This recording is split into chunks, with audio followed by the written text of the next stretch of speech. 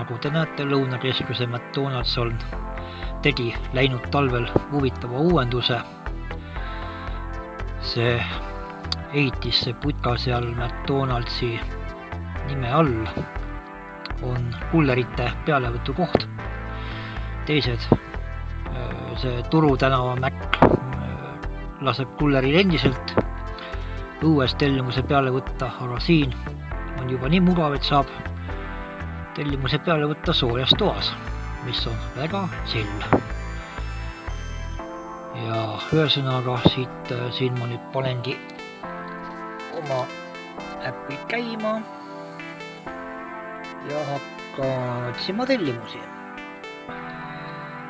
Vaatame, kas midagi tuleb siit.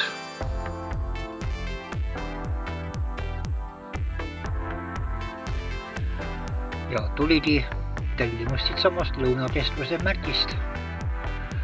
Et siis ma lähen võtan selle peale. Ja läheb see kuskile Veeriku kanti, nagu ma aru saan.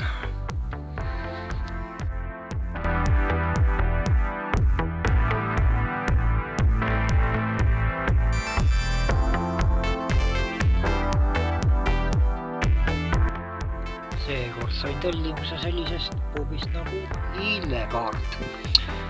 See on kesklinnas Ülikooli tänaval. Ja mis mulle meeldib, väga lihtsa ligipääsuga pubi. Seal samas taga on mõnus privaatne portla. Nüüd lähme võtame peale.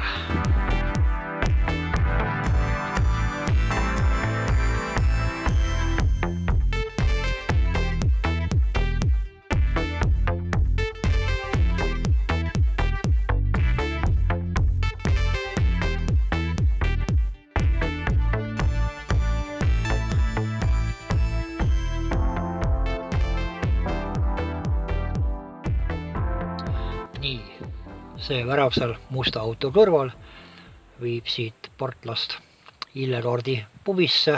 Teiselt pool saab muidugi ka Ülikooli tänavale välja.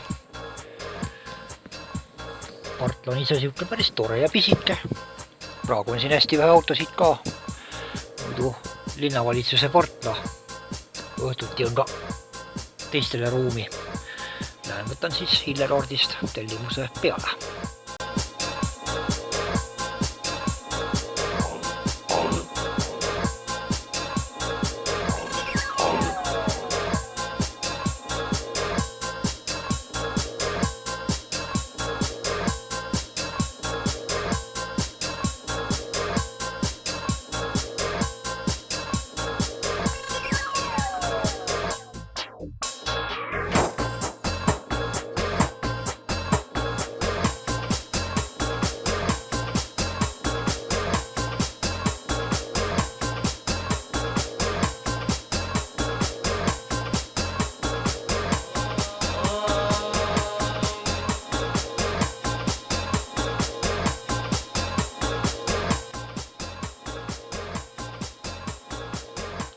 Järgmine tellimus siis tuli sellisest kohast nagu Raadi terminali tankla, kuna eelmine tellimus toimus siia lähedale.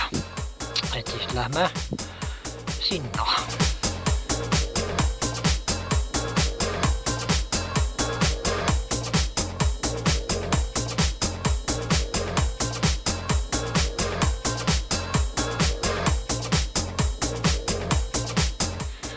See siis on terminal Raadi tankla, kuhu mind suunati järgmist tellimust peale võtma. Et võtame siis siit tellimuse peale ja kui ma nüüd vaatan täpselt, kuhu ta läheb. Üsna lähedale sinna Põllu tänava kanti. Mulle sobib.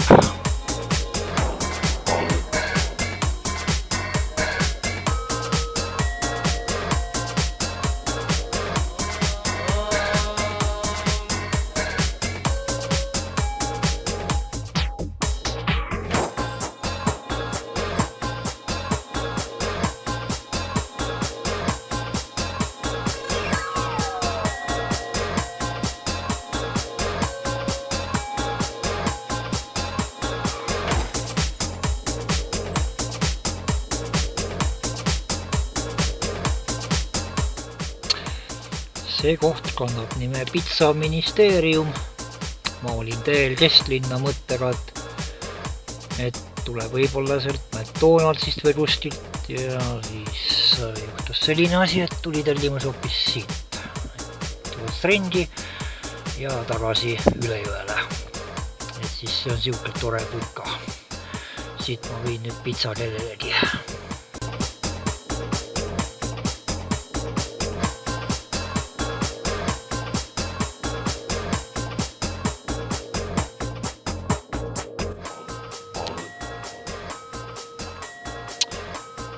Ja see seal on Turu tänava McDonalds, kuhu mind nüüd tellimus tõi. Ja siis siit ma võtan järgmise tellimuse peale ja tundub, et läheb üsna lähedale kuskile Raekoja platsi taha. Nagu näete, erinevus Lõunakeskuse Mäkist on see, et kullerid võtavad siin tellimuse peale õues. Talvel on tiba ebamugav, aga noh, elame üle.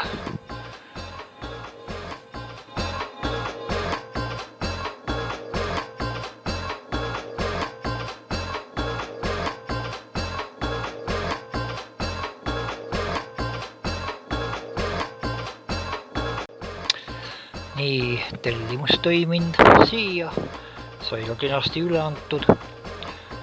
Nüüd siis visati ette tellimus sellisest kohast nagu Kebab & Wok Narva maanteel, aga sellest ma keeldusin, kuna seal on parkimine väga kehva. On ainult 2 valikut, kas julmad tänava äärde ja takistad liiklust või siis 100 meetrit eemale ja jalutad, siis pointless. Ei kära kuidagi, otsime tellimusi parematest kohtadest. No, hetkel ma olen siis kuskil sellises hoovis. Siuke päris huvitav hoo, aga ega see tegelikult hoo ei olegi oluline. Siin asub nimelt sihuke koht nagu Fusion Kebab. Selline Võru tänava lihtne kebabi koht ja nüüd on tellimus siit kuskile sinna taha varikusse.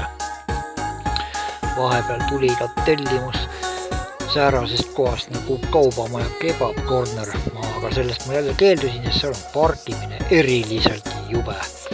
Ainsad legaalsed variandid on kas alla keldrisse või siis 100 meetrit eemale turuhoone taha. Kullerid tavaliselt pargivad seal illegaalselt, kas siis bussipeatuses või kõnniteel. Ja minule see koht ei meeldi. Aga Fusion Kebab on siuke mõnusalt mugav ligipääs. Ja siin saab tellimusi võtta küll.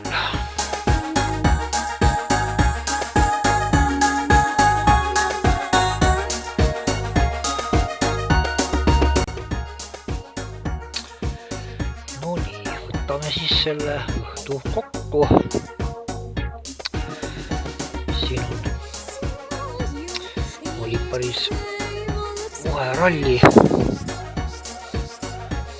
Ja siis tänase päevaga pluss veidi ööga ma teenisin 30 üle 30 euro. Arvestame seda, et ma natuke päeval sõitsin ka, sain 3 tellimust tehtud. Ja siis siuke mõnus päeva tulemus. Ei ole midagi. Autoga täitsa mõnus teha ja kell on juba mingi 3:15 öösel ja ma hakkan koju minema, aga ma mõtlesin, et ma tulen enne läbi jõe Prismast.